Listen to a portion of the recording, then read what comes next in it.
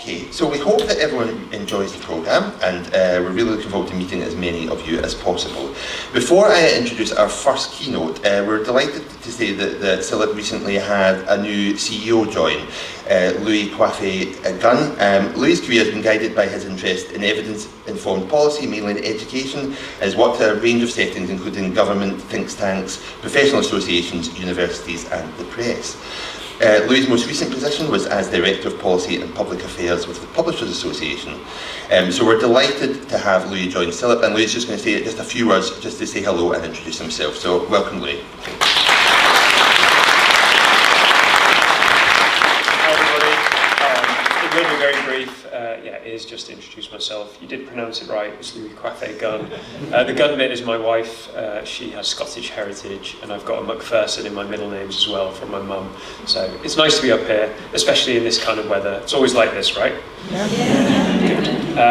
I hope you have a brilliant 2 days. I've really enjoyed speaking to some of you and some of the exhibitors already. Big thanks to the CILIPS staff, volunteers who make this possible every year. I was going to talk very briefly about the general election that you may have noticed. You will be sick of it already, probably. There's still 4 and a bit weeks to go.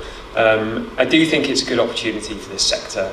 I think it feels like things have been increasingly difficult on either side of the border, and I do think there's an opportunity to encourage some different choices from the government. That might be the Westminster government from the 4th of July, or it might be the Holyrood government after that. But it does feel like things are changing. No, there isn't a magic money tree, there isn't going to be lots more money, but if you think about the general environment, what is prioritised, what issues are talked about and not talked about, I do feel optimistic. So I encourage you to get involved with CILIPS, get involved with us at CILIP, engage with the process, engage with your local candidates. Let's try and move to a better place, because as Sean outlined, you've got so much to offer that we need in the future as a society. So let's help the next lot of politicians learn about that so that they support you in return. Thank you very much.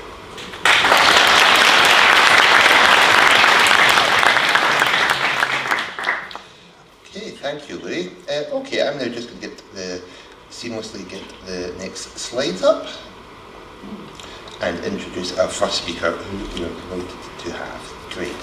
Thank you. Okay, so it's my pleasure now to introduce our first keynote speaker, Jamie LaRue, who is the Director of the Garfield County Public Library District in Colorado. Jamie is the author of The New Inquisition, Understanding and Managing Intellectual Freedom Challenges, and On Censorship, A Public Librarian Examines Cancel Culture in the US. He has been a public library director for many years, as well as a weekly newspaper columnist and a TV host. From January of 2016 to November of 2018, he was director of the Freedom to Read Foundation and the American Library Association's Office for Intellectual Freedom. He has written, spoken and consulted extensively on these issues, as well as leadership and organisational development, community engagement and the future of libraries. So we're delighted to have Jamie here. It's certainly issues which I think may well resonate with us, if not now, then in the future. And just to say, if I don't forget at the end, we do have some copies, we have a handful of copies of Jamie's book on censorship, and he will be signing them at the first break. So we've got about 20 copies, so first come, first served, and if you don't, we'll tell you how to get them online. But those are free copies, so do move fast. Okay, Jamie, I now welcome you to the stage. Thank you for joining us.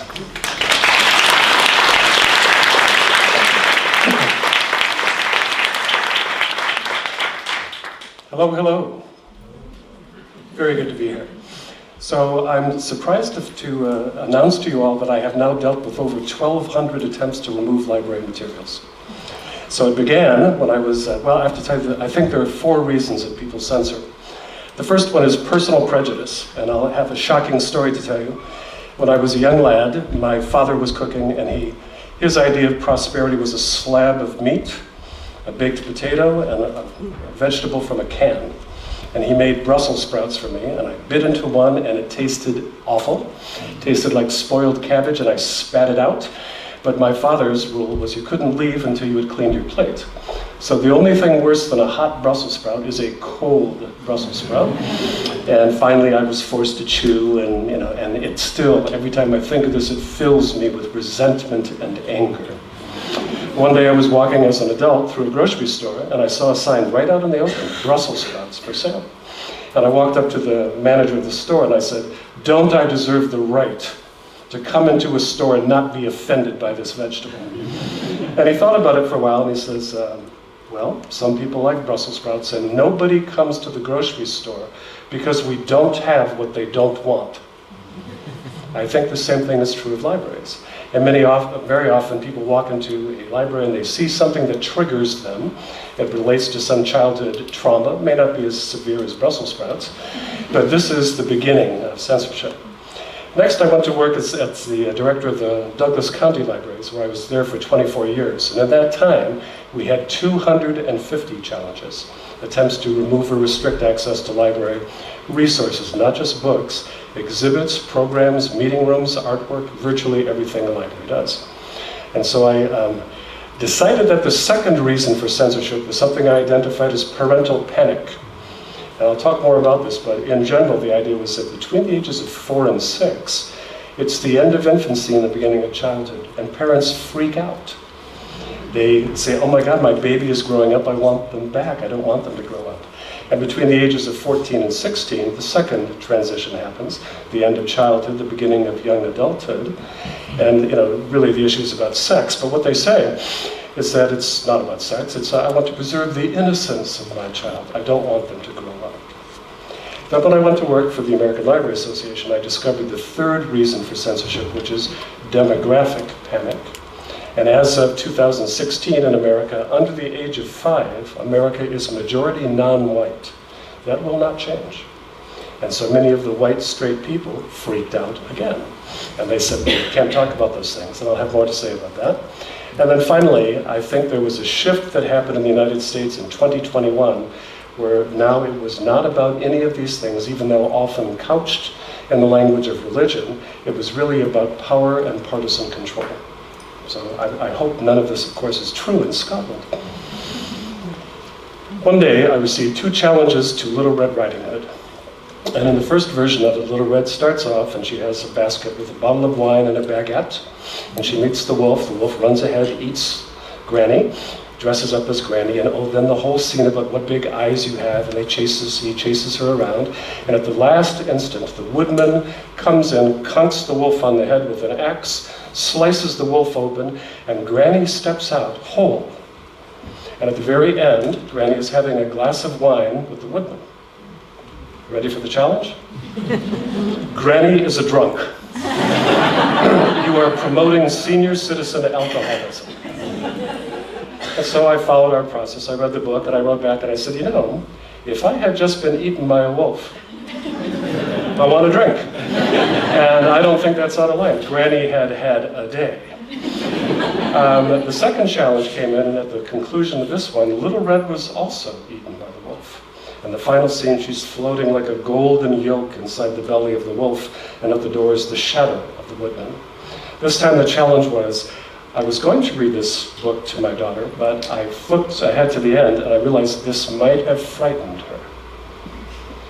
And I realized that what had happened in America, we had a whole generation called the latchkey generation, almost abandoned by their parents. And one day, it was a movie that came out, 3 Men and a Baby, and suddenly it became important to protect your children. And there was a shift to overprotectiveness. And I realized that what was happening with these fairy tales, because suddenly the greatest single genre of challenges I received were for fairy tales, is that I think parents understand that in that ages from 4 to 6, children are drawn to interesting kinds of conflict. And parents understand that the woods are lovely, dark, and deep, and very attractive to the child, but they don't want wolves in the woods. So at about the same time, I got a copy of the original Grimm Brothers fairy tales that came through. My daughter was 4 years old. And for those of you who haven't looked at the Grimm Brother fairy tales in a while, they are indeed grim. And I was reading Cinderella to her, and at the end of Cinderella, the evil stepsisters are out, and the crows come down out of the sky and peck out their eyes. And they take the evil stepmother and they put her in heated iron boots, and she dances until her legs are bloody stumps. And I'm reading this to my 4-year-old, and I'm thinking, oh my God. What do? Do you stop and say, how about them Berenstain Bears? Or do you keep going? So I finished, and I took a breath, and she reached out and grabbed me by the forearm and said, read it again. Well, why is that? It's because we are drawn to the darkness, we're drawn to the dangers. And Bruno Bettelheim wrote this book, The Meanings of Enchantment, and he said the reason that fairy tales endure is that the world is a frightening place for children. There are wolves in the woods. And parents may not want you to talk about the wolves, but children need to know how to deal with wolves. And the reason that we have fairy tales, the reason we have literature, is to help us become resilient. Figure out what happens if something goes wrong in the world. Hansel and Gretel. Father takes his children into the forest and abandons them there to die. But they do not die because they are clever, and they are loyal, and they are brave. And so we are looking for imaginative antibodies in literature to help us deal with the many illnesses of the world. So that's what happens from 4 to 6. I was talking to a woman in Virginia, and she said that one day her son came home. He was 17 years old, and he was in what we call an advanced placement English class. And he was reading this book, Beloved by Toni Morrison. Spoiler alert, those of you who do not know, she is an African-American author, award-winning, and she wrote this story about an enslaved woman who is repeatedly raped and abused, eventually gives birth to a child, and rather than allow it to be raised in slavery, she murders her own daughter. Okay? So when the son came home, and according to the mother, the son was very distressed about this. He was having bad dreams about it, and she said, well, let me see the book. And she flipped through and found the scene about this girl being raped. And she said, this book is about sex. The book is not about sex. The book is about slavery. The book is about the history and the foundations of racism in America. And I find that very often censorship is the attempt to diminish not only the real subject of the book, but also the intelligence of the child.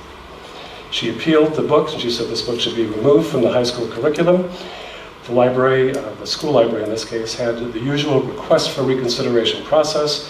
Various people read the book. They said, you know, we think this is perfectly appropriate. This is an advanced placement English class. Your son is 17 years old. In 1 year, old enough to serve in the military, to get married, and to vote. When do you imagine might be a good time to begin talking about major issues that affect American society? She wasn't happy with that, and she did something, and this was in 2015, that kicked off a round of things that are now happening all across the United States. She went to her legislators and said, we need to pass a law that says it is now illegal to just require your child to read a book that has sex in it. And at the beginning of the year, you should send home something to all the parents to say, any book that has sex in it is on this list. And so if you don't like that, you can request an alternative. The bill was in fact passed, but it was vetoed by the governor when many librarians stood up to say, surely this is not a good idea.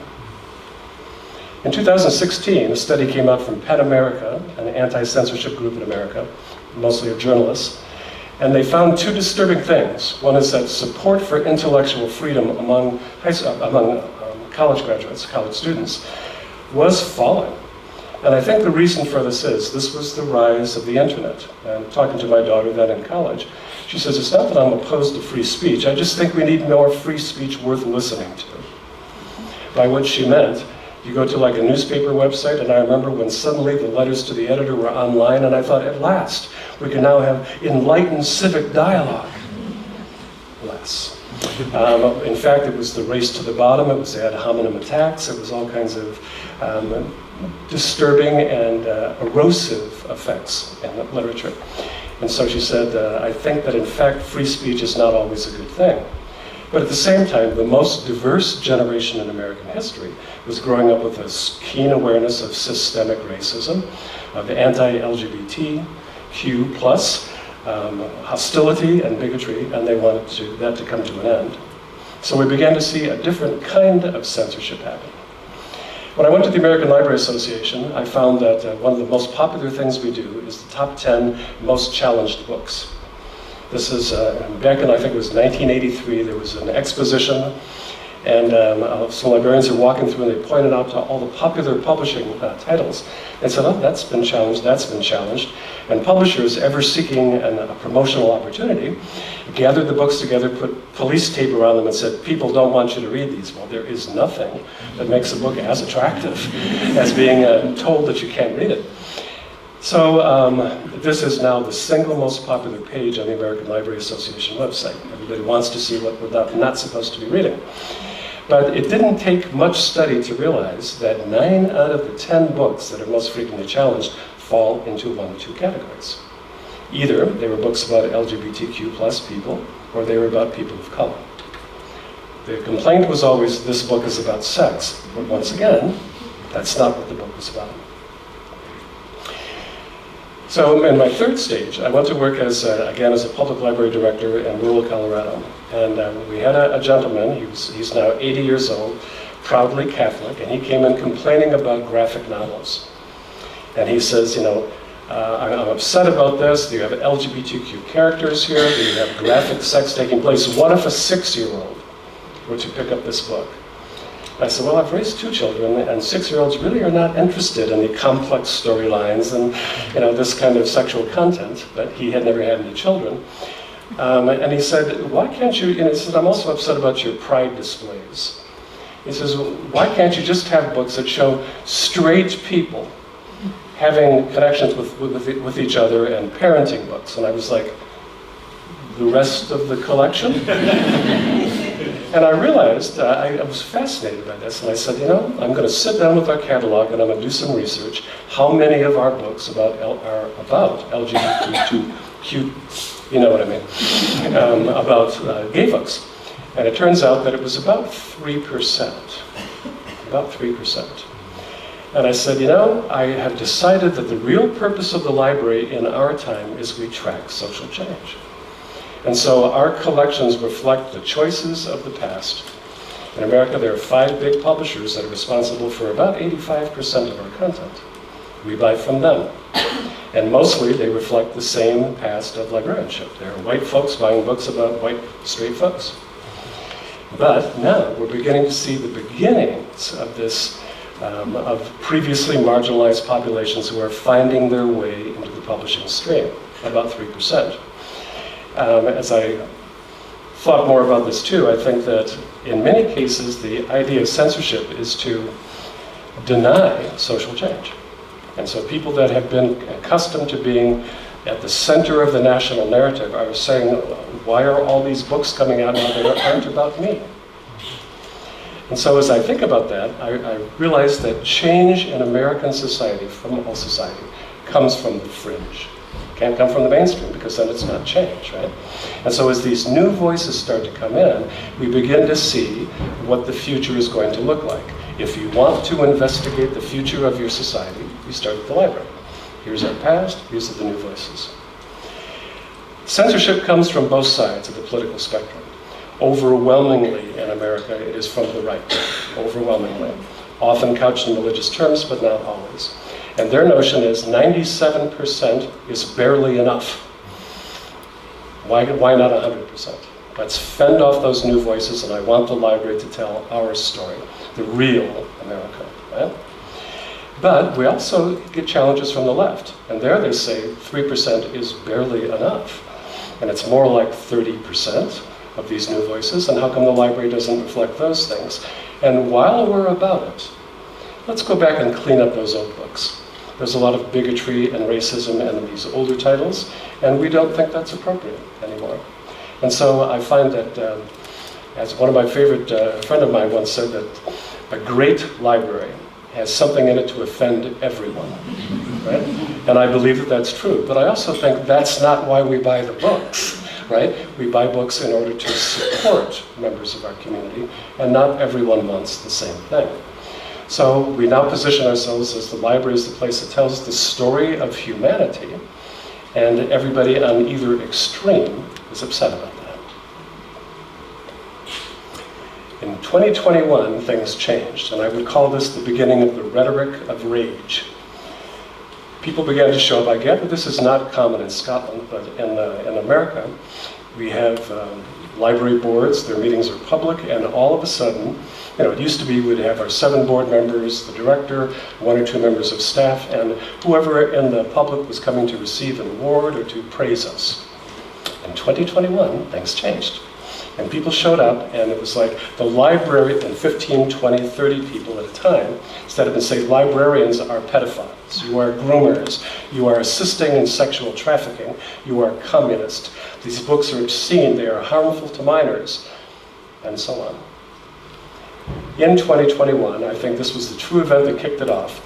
Representative Matt Krause was a member of the Texas legislature, and he was running for Attorney General. And he sent a letter on official stationery to every school library in the state saying, do you have any of the books on this list? 850 titles. And of those titles, 99% of them were about LGBTQ+, or people of color.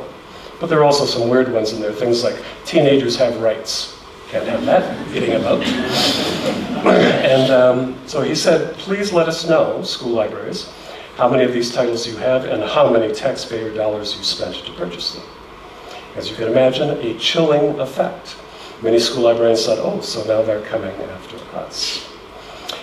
Right after that, House Bill 3979 was an anti-critical race theory. I don't know if this term is common on this side of the Atlantic, but the critical race theory was a legal theory that was come up by African American scholars in about 1977. And they said that because of America's history of racism, free speech protections should not be offered to racist speech. They said it's very pernicious, it is truly genuinely harmful to people and should be stopped. Well, mostly this was a focus of legal scholarship, but eventually some of the terms about microaggressions, many of the terms we now use to describe the systemic racism came from that time. There is no public school in America that is teaching critical race theory, but the panic that it might be was so severe that they passed a law saying we have to ban teaching any materials that could mean, quote, an individual should feel discomfort, guilt, anguish, or any other form of psychological distress on account of the individual's race or sex. Whom are we protecting with this? Straight white folks, right? And so this too was the beginning of legislation that was beginning to move on, tightening the restrictions on what is available for people to read. In Florida, 2021, we passed the Don't Say Gay Act, couched as parental rights, which meant that you can't discuss anything sexual, meaning LGBTQ+, or about race. And the second one, stop the wrongs to our kids and employees. And then there was a group called Moms for Liberty. This came out of Florida as well. And the woman's name was Bridget Ziegler, and her husband was the head of the Florida Republican Party. And they began this process of showing up, first to protest the wearing of masks during the midst of a pandemic, and second, to say anything that has to do with sexuality is grooming children. You are trying to raise children to be preyed upon by evil gay men, I think, or transsexuals.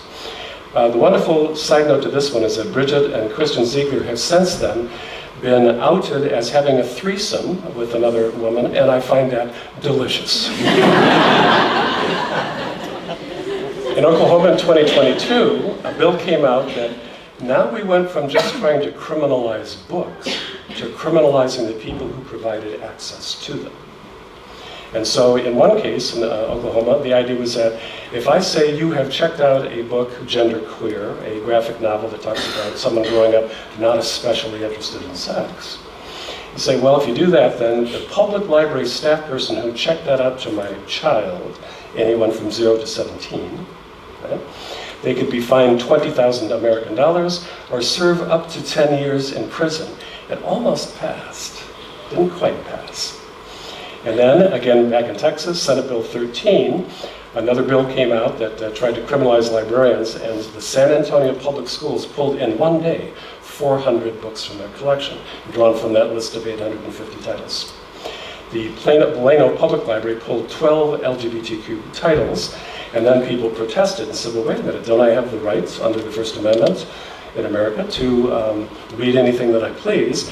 And the court says, yes, you do. So the library grudgingly put the books back on the shelf and then wondered if it wouldn't be safest just to close the library altogether.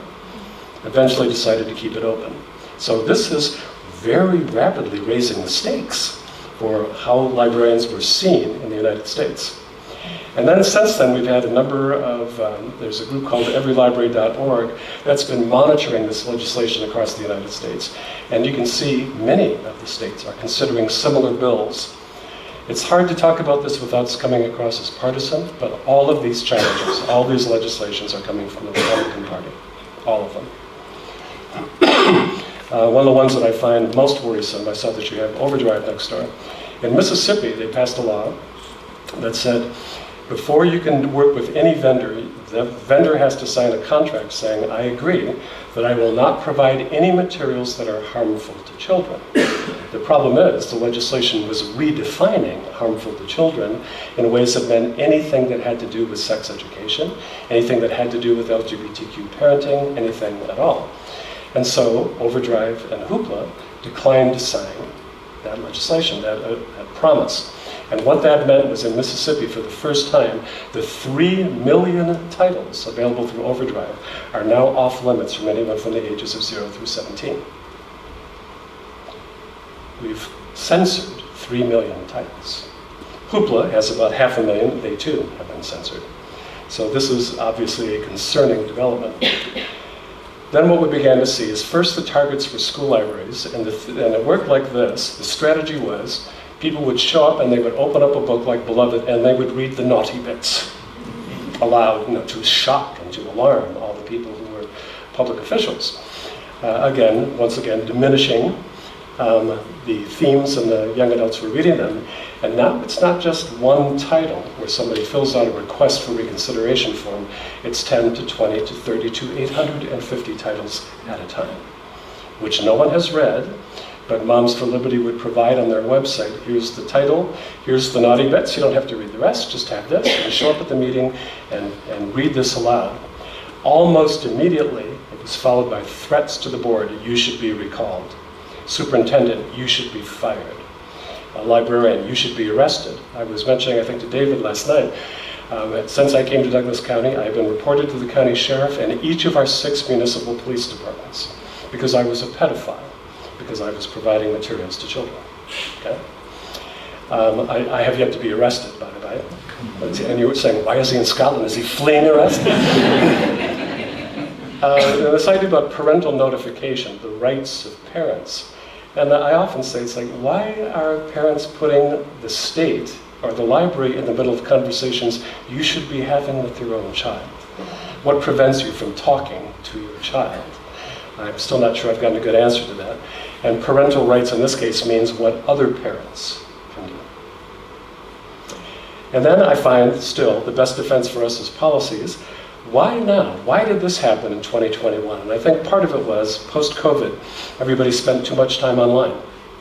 And they had fallen into the rabbit holes where they were increasingly becoming radicalized by being in the middle of a group that was ever more extreme.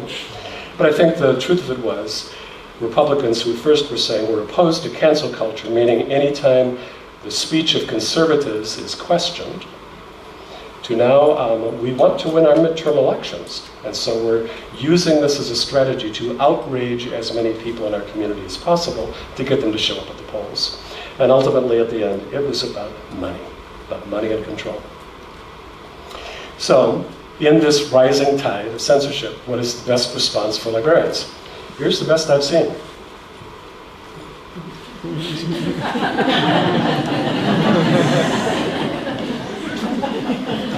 Kind of captures it. Everybody, can you read that?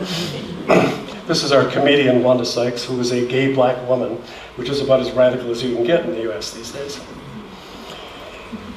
At times, when I feel most cynical, I want to be able to say to somebody, so you're concerned about the health of our children. So am I. The CDC, Center for Disease Control, produces a list to say these are the top 10 reasons that children die in the United States between the ages of 0 and 17. Number 1 is firearms. You can see that it used to be motor vehicles, but motor vehicles have been increasingly regulated and firearms have been decreasingly regulated. What's the result? More people die from guns. Second, motor vehicle crashes, then malignant neoplasms, drug overdose and poisoning, suffocation, congenital anomalies, heart disease, drowning, fire or burns, chronic respiratory disease. What is not on this list? Library books. Not there, just not there.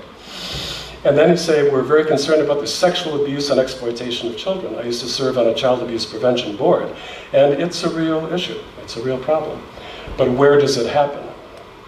It happens at home. And it happens, generally speaking, from family members. I have yet to read a case about a library director who abused a child and then was moved by the nefarious American Library Association to another library, where the whole pattern could continue. And in fact, it happens more likely, more frequently in religious institutions. It does not happen in libraries. So in short, what we're seeing is a lie about what a problem is in America, and the attempt to smear us with something that we absolutely have nothing to do with. It's an attempt, I think, to distract us. At about, as I was thinking about all this stuff, and I was approached by Fulcrum Publishing, can you write up your thinking about censorship? I ran across a book that was published in 1951. And Eric Hoffer was a longshoreman, naturally self-trained philosopher, working on the shores of San Francisco. And like many of the minds of his generation, he was trying to figure out, this is post-World War II, how did it happen that the world went crazy? That there had been this abrupt and immediate, alarming rise of authoritarianism around the world. We had the rise of Stalin, the rise of Hitler, the rise of Mussolini. And at about the same time that all this stuff was happening, he says, well, it seemed to begin with men of words, this is before the feminist kind of revolution, that people who were pundits, usually in newspapers, that began to sound this alarm. You can't trust our institutions. And the key aspects there, higher education, publishing, certainly in general, and libraries. And then the idea was that there was a frustration in all of these nations that was taking place around this time of change. And after World War I, Germany was destroyed, it was being stuck with all these reparations. They felt a loss of national pride, a frustration, a sense that their place in the world and their own sense of self had been diminished. And out of that frustration, they began to lash out. Well, we need to belong to something. And nationalism was the first thing that stepped in. And the second thing was, who's the scapegoat? Whose fault is it? And so, Jews, clearly, in Germany, and now, in America, LGBTQ and people of color. Okay, scapegoats. And so he said this was the beginning of the dark mass movement of that time. And I believe it is the beginning of a dark mass movement again. We once again see, not just in America under Trump, but we're seeing across the world. Putin, Xi, Erdogan, Trump. Our best defense continues to be our policies, and we have something called the Library Bill of Rights that has a great backstory. In 1938, in Des Moines, Iowa, there were two challenges to the local public library. One of them was about the book Mein Kampf, and the reason for the challenge was, it's foreign. Okay? And the second challenge was to the Grapes of Wrath, which was obscene and communist. And so at that time, the director of the library said, we are now seeing a rise of challenges to minorities all across the country. And we believe that in this time, we need to adopt a new principle called intellectual freedom, not really seen much in American libraries before then. And they said that maybe it's our responsibility to declare we do not discriminate on the basis of national origin or background or sex or religion. We're going to make these materials available so that, second, everyone in our community has the right to investigate the world, the right to seek information about what's happening in the world. He says, and he said later, if we didn't have this Library Bill of Rights that he presented to his board and they adopted in 1938, he said maybe America would have known about what was happening in Germany and around the world before them, instead of just minding our own business. In 1939, it was adopted by the entire American Library Association. That marked the beginning of intellectual freedom as a core principle of librarianship in America.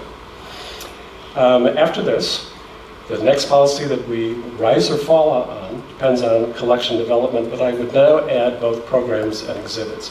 What are we collecting and why? What is the purpose of our collections? And then next, this request for reconsideration process. And I don't know if this is common in the UK, but the idea is that first, best practice now is that if you're unhappy with something and you want to complain about it, we say it now applies to all library resources, not just books anymore. And the second thing is that because what was happening in Florida, people who lived in one area were complaining about books in another town. And they said, no, you can't do that. You have to be a resident of the service area. And then this is a really radical idea. Some people are now saying that before you complain about a book, you have to have read the whole thing. Because the request process means we then have to assemble a group of people who do have to read the whole thing, take the entirety of the book, think about the one panel that made somebody angry is one of 1,000 panels that were about other things. So this idea about context is important. And I'm finding that many of the challenges I'm receiving now in Garfield County, they have people that say, not only have I not read it, I don't need to read it. I know it's obscene. Okay? The next step is we form a committee, and in my case I have six different libraries, and I pull one frontline person from each one. They all have to read the entirety of the book, they have to read our policies that address this, and then they have to make a recommendation. First recommendation is it's fine where it is. Second one is no, we misclassified it. It's in the wrong place in the library. Or the third one is we have to remove it. And then when the recommendation comes to me as director, I make a decision. And then I communicate that decision to the patron who made the complaint. After that, I always conclude with, you have the right to appeal this to my bosses, the Citizen Board of Trustees. And now one of the changes that's happened is that our lawyers are saying, it used to be that when people would make this appeal, they would hope that the trustees, that the governing body, would overturn policy. Oh yes, this book is so disgusting. We didn't understand that our policy might allow that to happen. Well, now our attorneys are saying, actually it should come down to this. A board of trustees should say, so, did you receive the complaint in writing? Because that's required in our policy. Yes, we did. Did you form a committee? Yes, we did. Did they make a recommendation? Yes, they recommended that we retain it. Did the director follow that recommendation? Yes, he did. Then there is no grounds for an appeal, because you have followed your policy. So that's a shift, and I think I approve of that. And then now we're beginning to see people saying that because we have organized, coordinated campaigns against particular books, the book keeps getting challenged over and over again. And so now people are saying, no, there's a limit on how many times you can complain about the same book. You have to wait a while before you complain about it again, 2 years to 5 years. I gather this doesn't happen so much for you. Public comment, and so these are like a quick read on best practices we've learned. You have to say your name and address, so we know that you're from the area. You only have 3 minutes to make your complaint. 3 minutes is plenty, unless you're me and you have to give a 45-minute talk. You can't give your time to somebody else. You only have 3 minutes. For everybody just gets 3 minutes. And you can say, we're only going to give 45 minutes to our entire time to public comment. And the important thing is, when somebody complains, you are offering this book and you're being harmful to minors, the intent is to outrage the person sitting on the board, to get them to say something not very thoughtful, so they can be captured and go viral.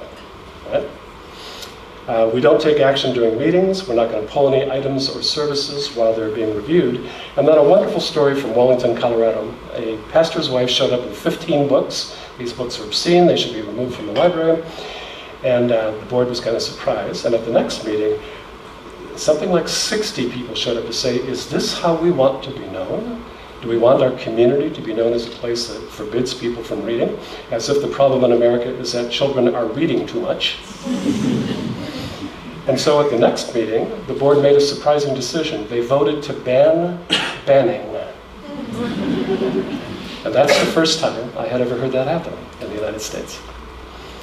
So what they want, this group that is trying to target libraries, they want public drama and brouhaha. They want that addictive, a shot of adrenaline to the amygdala. Oh my God, they're up to something.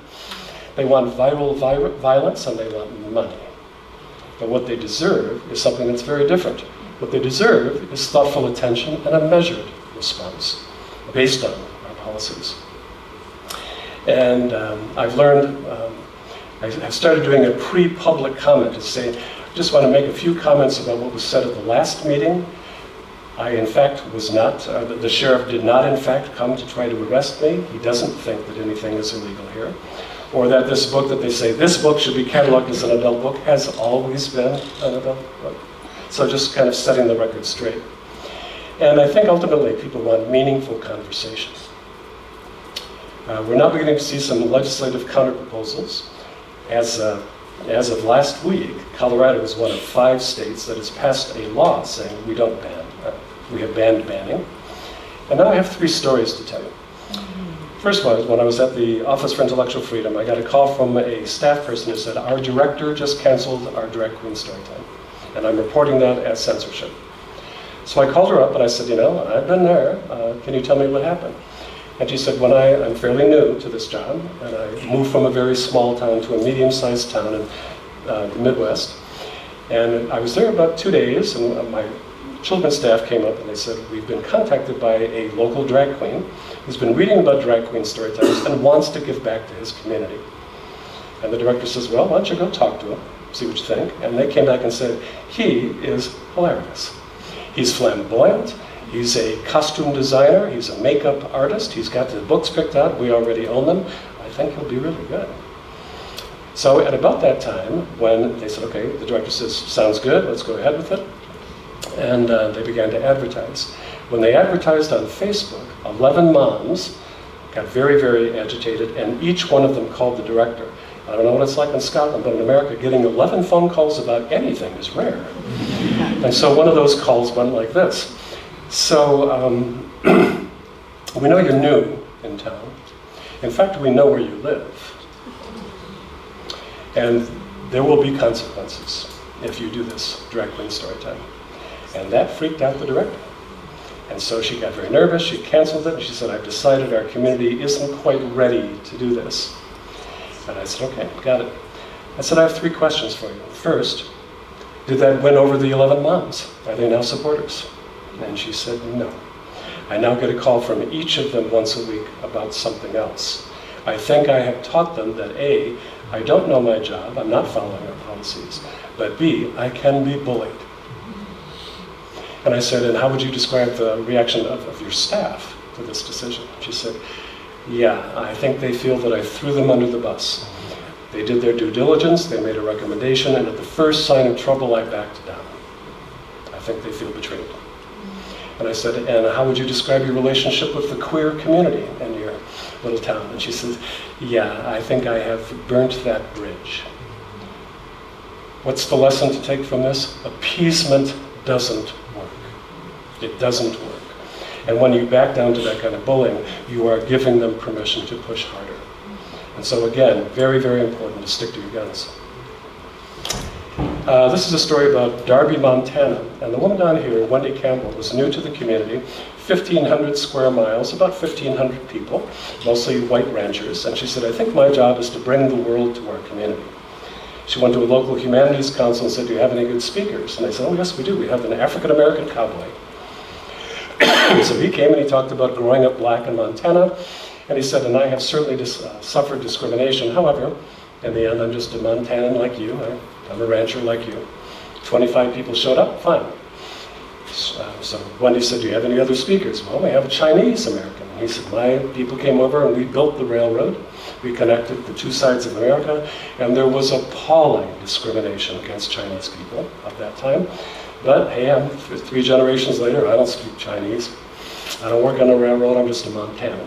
50 people came to that. And then she invited the gentleman on the lower right. He was a professor of Arabic languages at Montana State University, Professor Samir Bitar. And he was going to talk about growing up Muslim in Montana. But this time, there was a strong pushback from the community. There was a returned veteran who had served in Afghanistan. He said, I know what these people are up to. They're trying to convert us to Islam, and we cannot allow this to happen. And so Wendy said, well, why don't you come talk to our board? And he said, why are you bringing someone who's a Muslim? Why aren't you bringing a minister, a Christian minister? And the board president said, well, we kind of know the difference between Catholic and Protestant. Catholics have a pope. He says, but we're not so sure about the difference between Sunni and Shia. It's educational. We're not trying to evangelize anybody. We're just trying to grow our knowledge. he said, well, that's not good enough. Again, there will be consequences. So Wendy did everything right. She talked to the local sheriff, and the sheriff said, do you want an armed presence? And she was like, not quite the tone we're going for. Went to the fire department. They said, you know, you can have a maximum of 123 people in your tiny little library if you move all of your bookshelves to the side and put chairs in the middle. She talked to the League of Women Voters, a voter education group, and she called the Office for Intellectual Freedom. So on the night, the meeting's going to be at 7 o'clock. At 5 o'clock, they close the library, move all the bookshelves out, set things up. She opens up the door to see 500 people, a third of the population of the county, waiting to get into the room. They only have seats for 123. She handed out tickets, 1, 2, 3, up to 123. And then, just as the rest of the crowd began to get restive, the Board of Trustees came out carrying trays of hot cocoa and cookies. They made strong eye contact with everybody who was waiting in line and said, we're so sorry, have a cookie.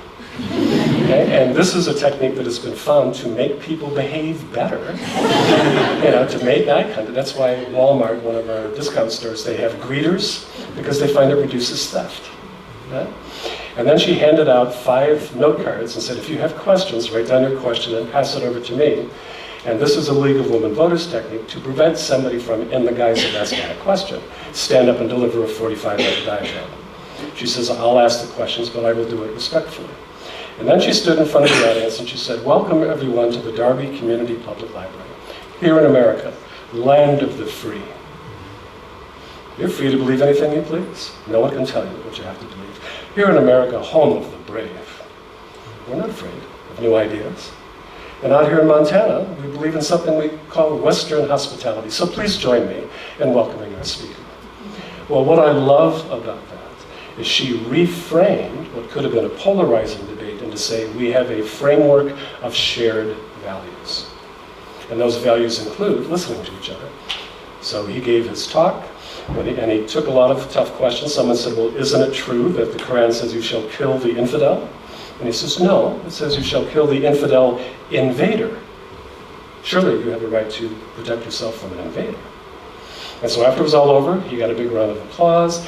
And then he said, no, the round of applause should go to the library director who made this conversation possible. She got a standing ovation, which does not happen often enough, I think. And so the next day, I think the newspaper thought the headline was going to be riot breaks out at community library.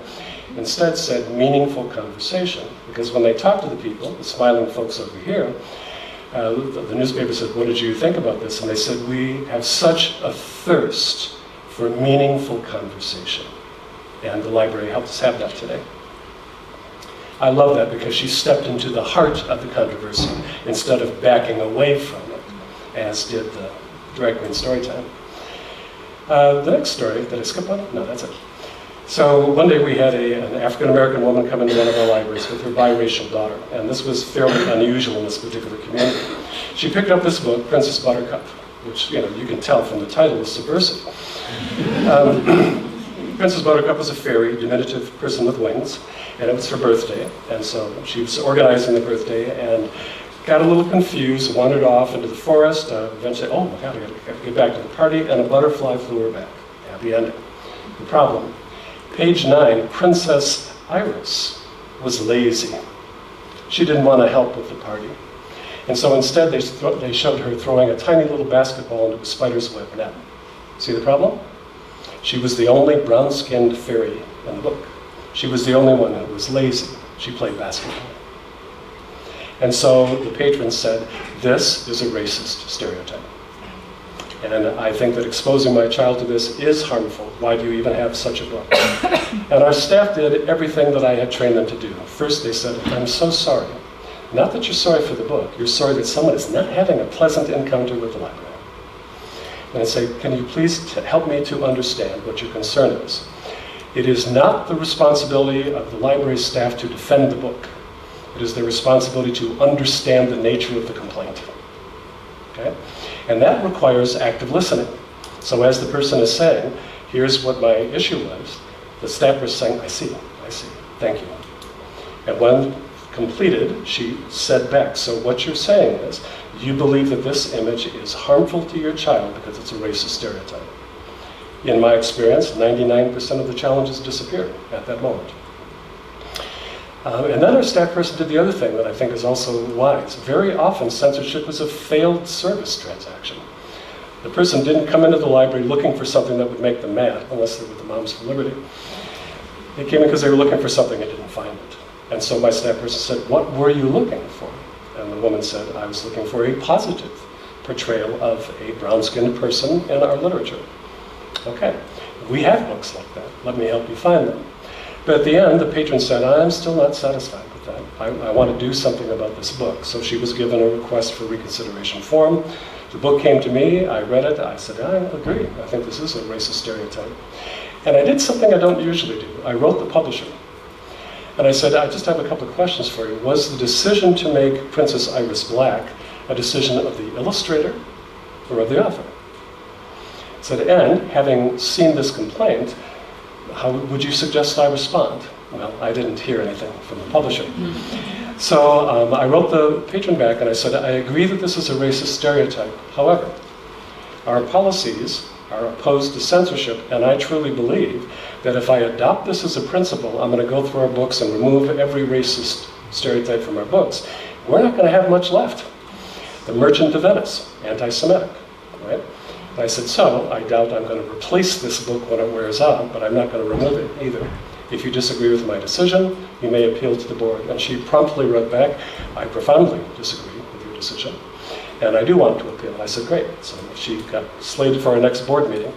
And when she walked in, my board president, who was very skilled at political issues, said, "Jamie, why don't you summarize things, and then Ms. Heath, you'll have an opportunity to speak back." And so as I described everything I just said to you, I said I also read a weekly newspaper column, and the issue of racist stereotypes in children's literature is significant. I'm going to write about that in one of my columns. And Ms. Heath, I'd like to give you my column for the following week, if you'd like to write something else. And she said, "I accept that challenge." I said, "Great." So then she got up and she spoke, and she was extremely clear and persuasive. She said, "I'm working on a master's in storytelling, and I'm shocked that librarians don't seem to understand the power of literature and how it can frame how children grow up. This is not the Merchant of Venice. This is a throwaway book, and you should throw it away. And you should buy better books." So then my board, one by one, they said, "We read the book, we read our policies, we agree that it's a racist stereotype, we agree that we need more books that are more inclusive, and we are directing Jamie to purchase more of them. But we also agree that our policies prevent us from removing the book." And then my board president said something very wise. He said, "Ms. Heath, may I ask you how you feel you were treated today?" And she said, "Well, I don't agree with your decision, but I do understand why you made it." About 2 months later, we had an opening on the board, and my board president said, "Invite her to apply." She did. She interviewed beautifully. She got on the board. 2 years later, she was our board president. Someone came in and complained about my 17-year-old son could check out an R-rated movie, and she said, "The library is opposed to censorship." I'm like, yeah. And 2 weeks after that, she was walking through an independent bookstore, and her daughter says, "Oh, Mom, look at that book." She goes, "Oh, that book." And she opens it up, and on page 9, it now says, "Princess Iris made a game for the party." They changed the book. What I like about this story is that everyone was treated with respect at every step of the process. We didn't tell her she was a censor. We talked to her, we listened to her, we gave thoughtful consideration to her idea.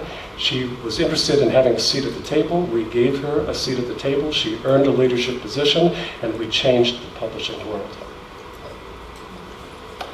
This is my book. My publisher said I have to show this slide. And I'll ask for questions a little bit. If anybody wants to follow up with me, please email me here. I would love to learn more about your issues. And I'll stop the talk and see if we have time for any questions. Thank you.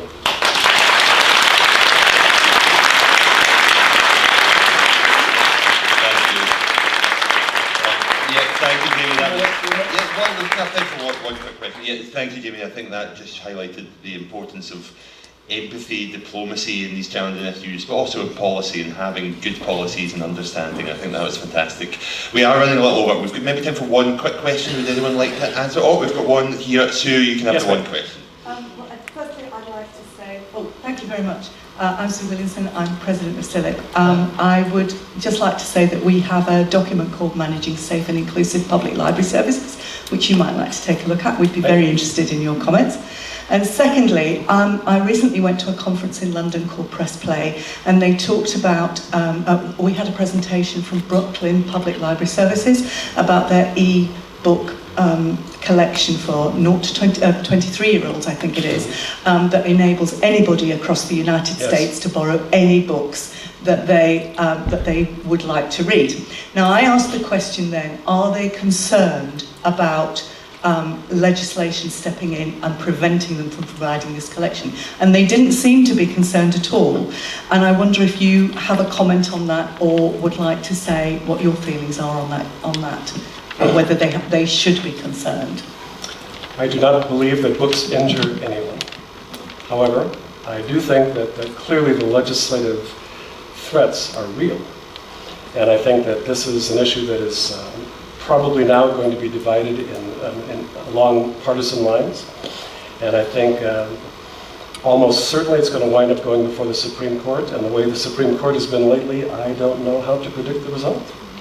So I think that the issue is not resolved, but I admire the courage of the Brooklyn Public Library to offer banned books to everyone.